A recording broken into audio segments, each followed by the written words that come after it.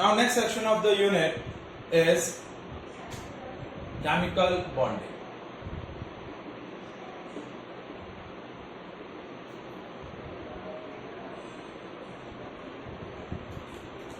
ठीक है, what is a chemical bond? It is a force of attraction between different atoms. A force of attraction which binds the atoms of same element or different element. That force of attraction is called chemical bond. Now, before discussing the chemical bonds or types of chemical bond, we discuss why an atom of an element combined with the atoms of other element. क्योंकि देखिए दो atoms जब एक दूसरे के साथ bind होंगे force of attraction के साथ, तो वो बाइंडिंग फोर्स हम क्या बोलते हैं? केमिकल बॉन्ड बोलते हैं. बिफोर डिस्कसिंग दैट फोर्स और there types, why N atom of an element combined with the atoms of other element. कोई भी एक एटम दूसरे एटम के साथ कंबाइन क्यों होता है? That we have already discussed in the topic named valency. Valency में हमने क्या बोला था? It is a combining capacity of an element. एक एलिमेंट का एटम दूसरे एलिमेंट के एटम से कंबाइन करने की जो कैपेसिटी रखता है, वो कैपेसिटी क्या बोली जाती है? उसकी वैलेंसी. और सेकंड डेफिनेशन हमने उसके लिए क्या डिफाइन की थी? That it is the number of electron lose, gain और share by an atom of an element to acquire a nearest noble gas configuration or to complete 8 electron in their outermost shell.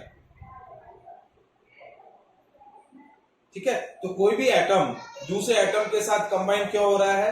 जब तक उसके outermost shell में 8 electrons नहीं है. So it has a tendency to make them 8 electrons. Outermost shell में 8 electron जब तक नहीं होंगे तब तक वो स्टेबल नहीं होगा, अनस्टेबल रहेगा. तो उसकी टेंडेंसी क्या रहती है कि या तो इलेक्ट्रॉन लूज करके, या फिर इलेक्ट्रॉन गेन करके, या फिर इलेक्ट्रॉन शेयर करके वो अपने आउटरमोस्ट सेल में क्या बना ले? 8 electron. And make its electronic configuration equivalent to the noble gas.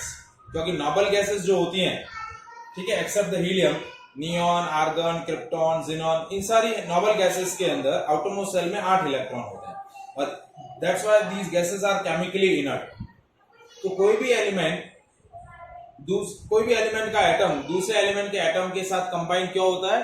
To acquire nearest noble gas configuration to complete its octet. ठीक है, so that is a basic requirement और basic necessity for the chemical bonding. कि chemical bond बनता क्यों है? Why the need of form a chemical bond. ठीक है, is that clear? ठीक है, now the types of chemical bond. Now chemical bonds are classified into mainly 3 category, but आपके syllabus में है 2 ही कैटेगरी है. One is ionic bond, that is also known as electrovalent bond, and second one is covalent bond. Third bond होता है coordinate bond, that is a special kind of covalent bond, but that is on a higher standard. वो अभी के लिए आपके लिए नहीं है. तो 2 तरीके के बॉन्ड फॉर्म किए जाते हैं एटम्स के थ्रू, एलिमेंट्स के through, ionic bond and covalent bond. ठीक है, so what is an ionic bond? A chemical bond form by the atoms of same element और different element by exchanging the electrons, by losing और gaining of electron. When 2 atoms are chemically combined, one atom has a tendency to lose the electron and form the cation, and one element has a tendency to gain that electron and form anion. And cation and anion join together by electrostatic force of attraction. क्योंकि एक cation बनेगा, एक anion बनेगा, दोनों oppositely charged particles होंगे, so both will attract each other and they bind with each other. So that binding force is called ionic bond. So the chemical bond which formed by the exchange of electrons, that chemical bond is known as ionic bond or electrovalent bond. तो कैसे define करेंगे? A chemical bond formed between atoms of different element by exchange of electron.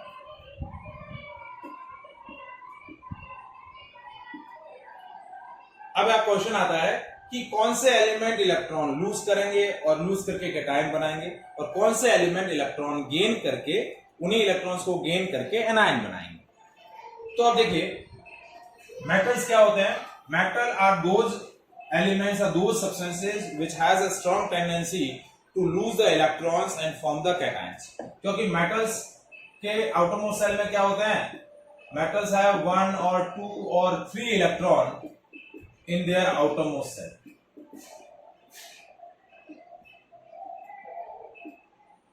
So they have a strong tendency to lose those electron and make its outermost cell equivalent to the 8 electron. क्या होगा, एक electron है तो उसको loose कर लेंगे तो वो शेल पूरा डिसअपियर हो जाएगा, तो इससे अंदर वाले शेल में ऑलरेडी 8 है, ठीक है। 2 है तो 2 लूज कर लेंगे, 3 है तो 3 लूज करके वो क्या करेंगे, इलेक्ट्रॉन लूज करने से जो स्पीसीज बनेगी वो कैटायन होगी, ठीक है। नॉन मेटल्स क्या होते हैं, नॉन मेटल्स हैव 6 और 7, 5 और 6 और 7 electron in their outermost shell. तो उनकी टेंडेंसी क्या होती है कि भाई 5 जिसके पास है वो 3 इलेक्ट्रॉन कम गेन करके ऑक्टेट बना ले। जिनके आउटरमोस्ट सेल में 6 इलेक्ट्रॉन है वो क्या करेगा, 2 इलेक्ट्रॉन गेन करके ऑक्टेट पूरा कर ले। जिसके आउटरमोस्ट सेल में 7 इलेक्ट्रॉन है तो उसकी टेंडेंसी क्या होती है कि भाई 1 इलेक्ट्रॉन गेन करके एनायन बना ले और ऑक्टेट पूरा कर ले। तो इलेक्ट्रॉन गेन करने से एनायन बनेगा, इलेक्ट्रॉन लूज करने से कैटायन बनेगा। तो how to ionic bond is form, so whenever the metals is chemically combined with the non metals, then what will happen, the metal has a tendency to lose their electron and form the cation, and non-metal has a tendency to accept those electron and form anion, and these cation and anion join together by electrostatic force of attraction, and they are chemically combined or chemically bind with each other, and that bond is called electrovalent bond. So electrovalent bond or ionic bond is formed between metals and non-metals when they are chemically combined. तो उनके chemically combination से जो bond बनेगा वो bond क्या।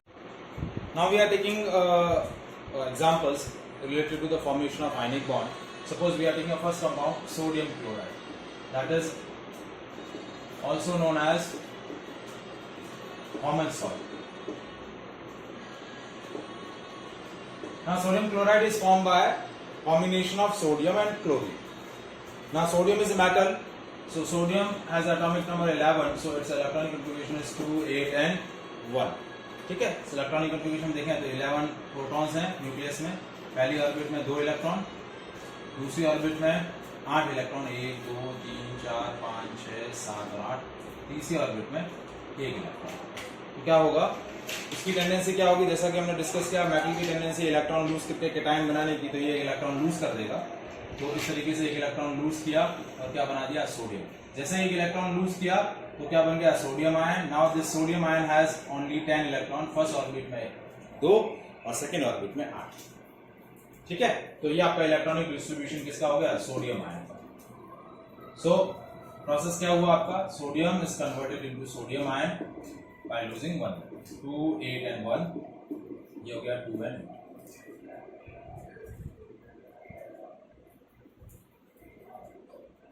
अब chlorine इसका electronic configuration आपका क्या है, इलेक्ट्रॉनिक अरेंजमेंट क्या है, एटॉमिक नंबर 17, सो 2 8 एंड 7, ठीक है।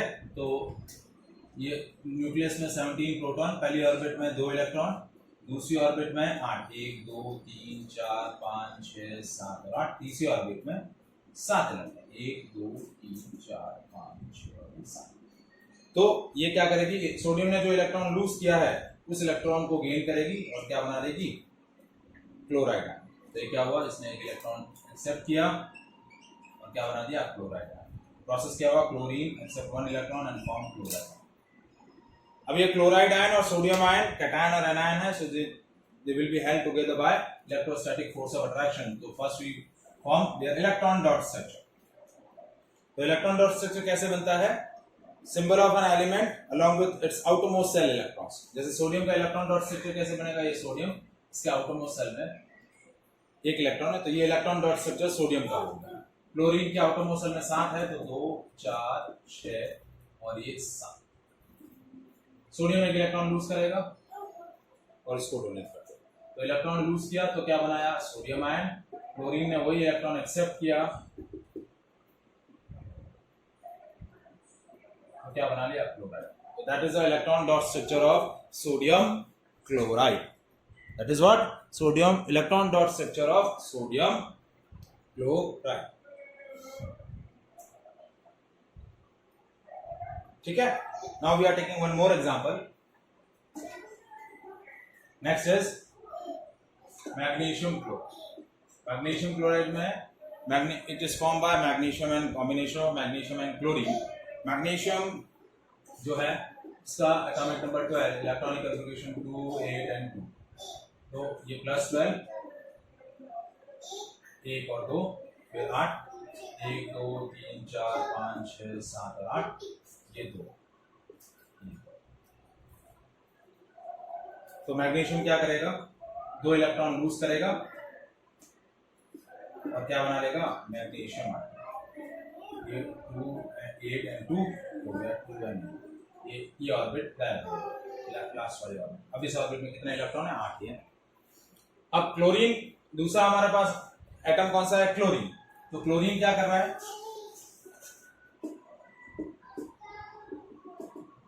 क्लोरीन के आउटर मोशन में as you know that 7 electron, इसका इलेक्ट्रॉनिक कॉन्फ़िगरेशन क्या है, 2 8 7। तो क्लोरीन का एक एटम एक ही इलेक्ट्रॉन एक्सेप्ट करेगा और अपना ऑक्टेट पूरा करके क्लोराइड आयन बना लेगा, 2 8 एंड 8। तो मैग्नीशियम ने 2 इलेक्ट्रॉन लूज किए, बट एक क्लोरीन एटम एक ही इलेक्ट्रॉन एक्वायर कर रहा है। So to accept both the 2 electron lose by the magnesium we have required 2 chlorine atom. तो क्या होगा, मैग्नीशियम ये 2 इलेक्ट्रॉन, ये क्लोरीन के 2 एटम चाहिए, 2 4 6 और ये 7, 2 4 6 और ये 7। ठीक है। तो मैग्नीशियम ने एक इलेक्ट्रॉन ये लूज किया, एक ये लूज किया, ठीक है। ये मैग्नीशियम 2+ आयन बन गया, क्लोराइड 2 4 6 7, क्लोरीन 2 4 6 और ये 7। So that is the electron dot structure of magnesium chloride. ठीक है, is that clear? Now calcium oxide में कैल्शियम मेटल है, ऑक्सीजन नॉन मेटल है। तो कैल्शियम का एटॉमिक नंबर क्या है आपका, 20 2 8 8 and 2। That is electronic configuration. तो कैल्शियम क्या करेगा, 2 इलेक्ट्रॉन लूज करेगा और क्या बना देगा, कैल्शियम आयन। अब oxygen atomic number 8, electronic configuration 2 6। तो ऑक्सीजन क्या करेगा, वो 2 इलेक्ट्रॉन एक्सेप्ट करके क्या बना लेगा, oxide ion. So now we are making a electron dot structure. ये कैल्शियम 2 इलेक्ट्रॉन, ये ऑक्सीजन 2 4 6। ठीक है। कैल्शियम अपने दोनों इलेक्ट्रॉन इसको डोनेट कर देगा और ये बना देगा calcium 2+, oxide 2- 2 4 6। So that is calcium oxide. So that is the electron dot structure of calcium oxide. So that is a way to form ionic bond or electrovalent bond. Is that clear?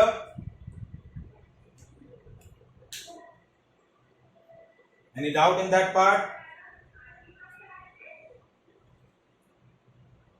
ठीक है। Now we are discussing the chemical properties of an ionic compounds.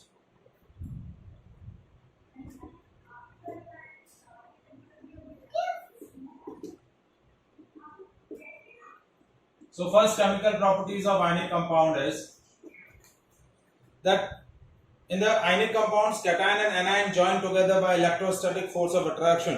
So ionic compounds are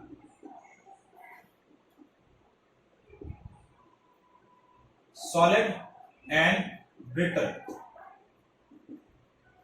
Brittle means when you apply a force, they will be broken up into the small pieces. So ionic compounds क्या होते हैं, solid होते हैं, physical state उनका solid है और वो क्या होता है, ब्रिटल होता है. Second, in ionic compounds they consist of cation and anion. So cation and anions are joined together by electrostatic force of attraction. किसके थ्रू बाइंड होते हैं, electrostatic force of attraction. So they have high melting and boiling point. उनके melting point क्या होंगे, high रहेंगे. क्यों, क्योंकि electrostatic force of attractions को ब्रेक डाउन करने के लिए you have apply a high amount of energy, you have supply a high amount of energy. तो ये क्या होंगे, high melting and boiling point. ठीक है. Next, that they are soluble in water.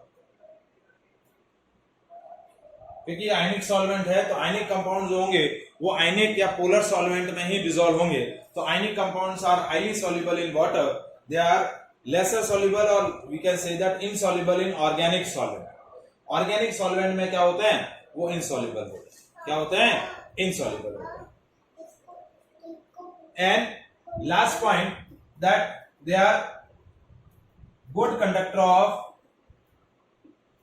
heat and electricity, but they conduct the electricity under the molten state or under ionic solution condition. मतलब solid state में क्या होगा, solid state में if you are taking a solid ionic compound तो उसके cation और anion जो होंगे वो electrostatic force of attraction के थ्रू बाइंड रहेंगे. लेकिन जैसे ही आप उस आयनिक कंपाउंड को मॉल्टन स्टेट में कन्वर्ट कर देंगे या फिर उस आयनिक कंपाउंड को आपने वाटर में डिसॉल्व करके सॉल्यूशन फॉर्म कर दिया, सो द कैटायन और anion present in the compound now free, and as we know that the ions are good conductor of electricity. So ionic solution of ionic compounds और molten ionic compounds is good conductor of electricity. So these are the four chemical properties contained by the ionic compound. Is it clear? Any doubt in that part? ठीक है.